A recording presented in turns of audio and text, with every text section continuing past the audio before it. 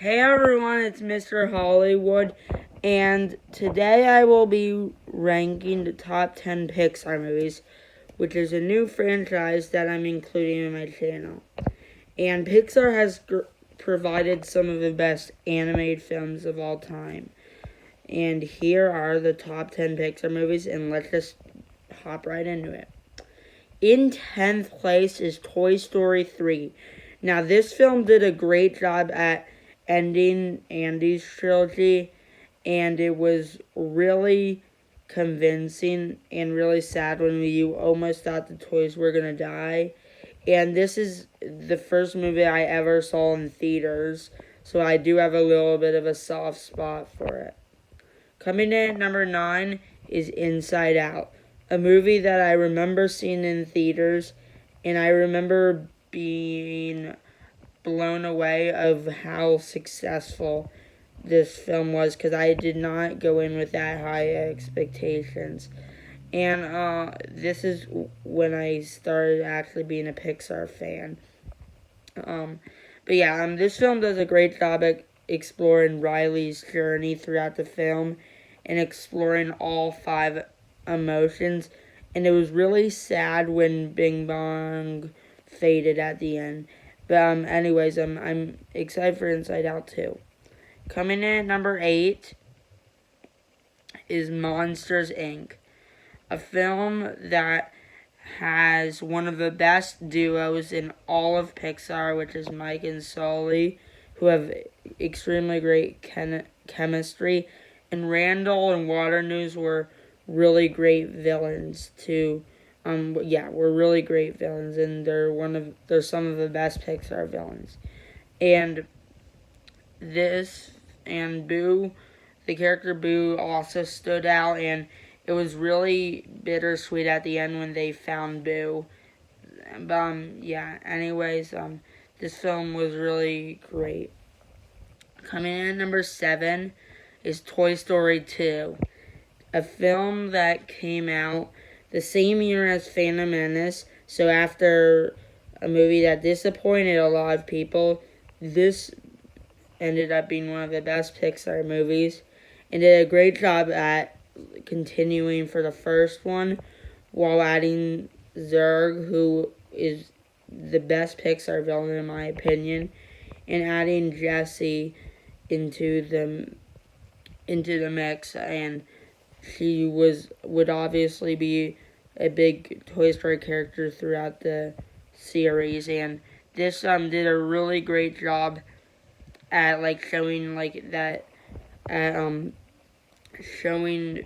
what it's like when you start growing up.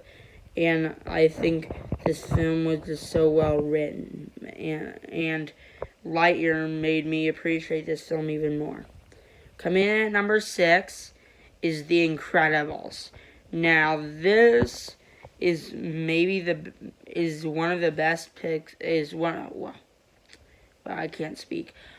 One of the best superhero films that isn't DC or Marvel, and this has another really great Pixar villain in Syndrome, who up until Lightyear has been my favorite Pixar villain, and is the only time where they got this nerd villain scenario right, because the other times it didn't go well. It didn't go very well, where if someone started as a nerd and being a big fan of our hero and then became a villain. This is the only time where they got it, where they did a good job.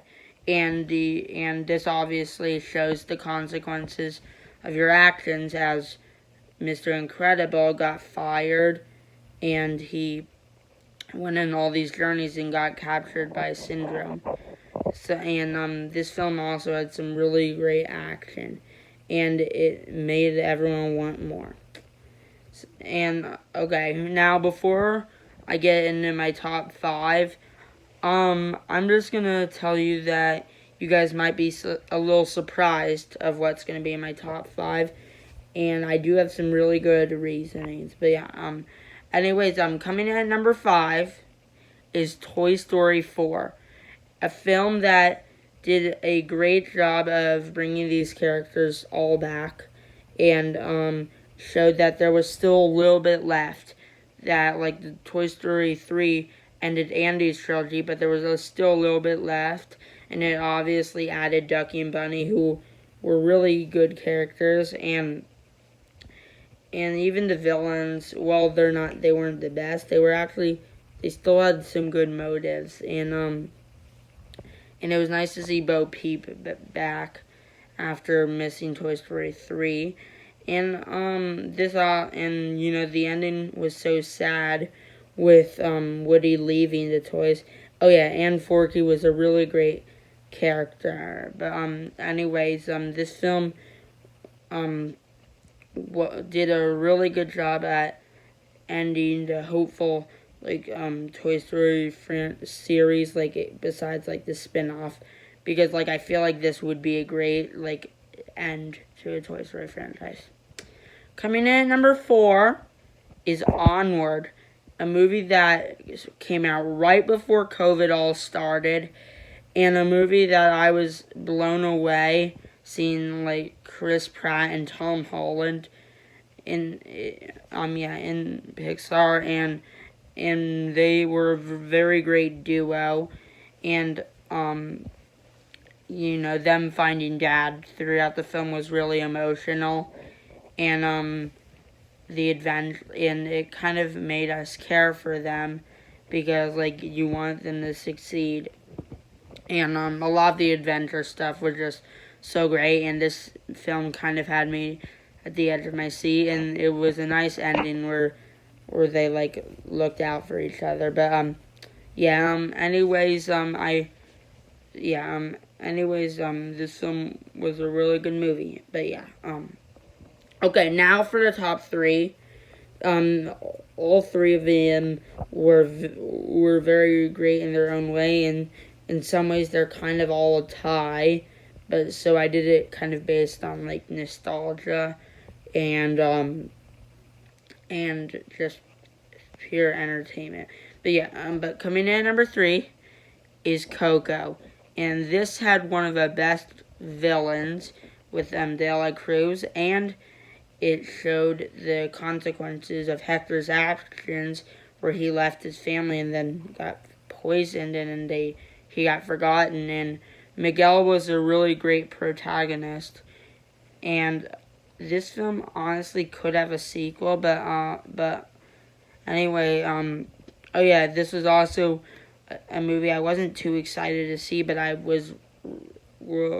actually ended up really enjoying it, and this was one of the best films of 2017, where 2017 had a really stacked year, and this film was really good, and Now coming in at number 2 was a film that was for a long time my number 1, and that is The Incredibles 2, which that is the best superhero film that isn't DC or Marvel, where the first Incredibles would be number 2.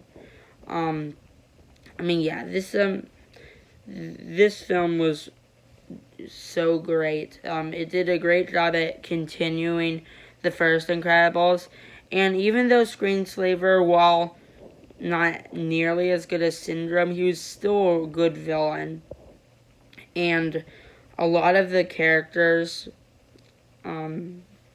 improved and added more depth, and it was so cool seeing Jack have powers for the first time.